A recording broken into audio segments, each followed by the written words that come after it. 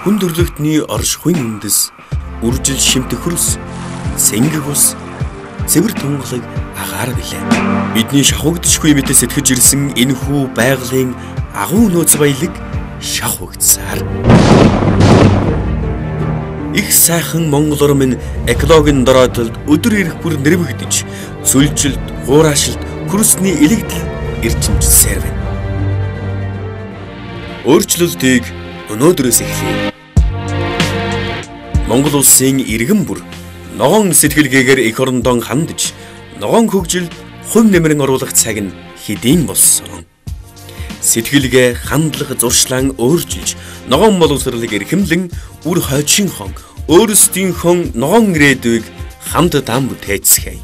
Байгаль орчны боловсролыг дэмжигчил 2013 ногоон хөгжил бидний ирээдүйн чуулгуулалт 2013 оны 4-р сарын 4-ний 10 цагаас Монголын хүүхдийн ордны их танхимд зохион байгуулагч, байгаль орчин ногоон хөгжлийн яам, байгаль хамгаалах сан, цэнгэг усны нөөц байгаль хамгаалах сан, экологийн боловсролын төв, органик Монгол хөтөлбөр, мэдээллийн ивент тэтгэгч, Монголын үндэсний олон нийтийн телевиз, NTV телевиз, өнөөдөр сонин ногоон ирэл сэтгүүл, үр хойч доон ногоон ирээдүг өвлүүлцгээе.